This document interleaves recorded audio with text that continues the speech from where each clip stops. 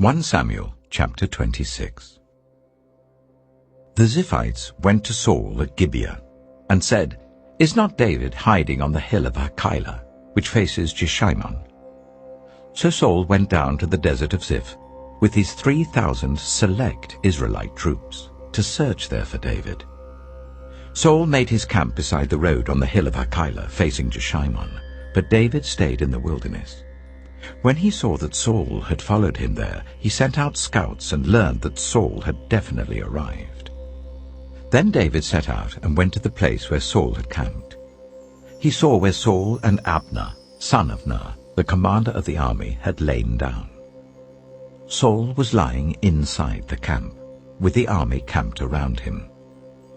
David then asked Ahimelech the Hittite and Abishai, son of Zeruiah, Joab's brother, "Who will go down into the camp with me to Saul?"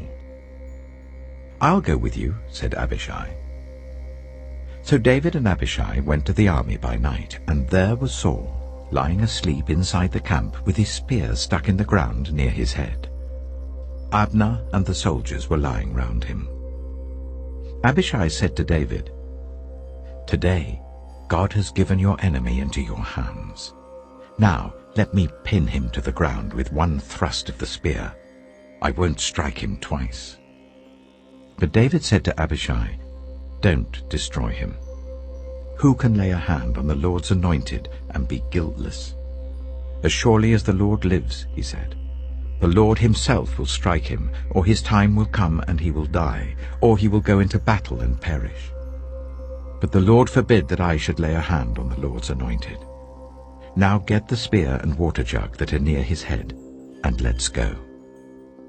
So David took the spear and water jug near Saul's head, and they left. No one saw or knew about it, nor did anyone wake up. They were all sleeping, because the Lord had put them into a deep sleep. Then David crossed over to the other side and stood on top of the hill some distance away. There was a wide space between them. He called out to the army and to Abner, son of Ner, "Aren't you going to answer me, Abner?"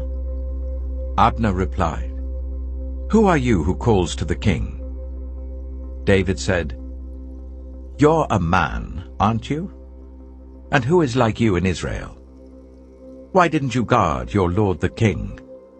Someone came to destroy your lord the king. What you have done is not good.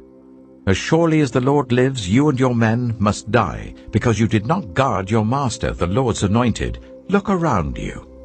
Where are the king's spear and water jug that were near his head?" Saul recognized David's voice and said, "Is that your voice, David, my son?" David replied, "Yes, it is, my lord the king." And he added, "Why is my lord pursuing his servant? What have I done, and what wrong am I guilty of? Now let my lord the king listen to his servant's words.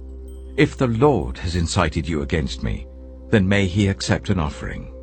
If, however, people have done it, may they be cursed before the Lord. They have driven me today from my share in the Lord's inheritance, and have said, 'Go serve other gods.' Now do not let my blood fall to the ground far from the presence of the Lord. The king of Israel has come out to look for a flea, as one hunts a partridge in the mountains." Then Saul said, "I have sinned.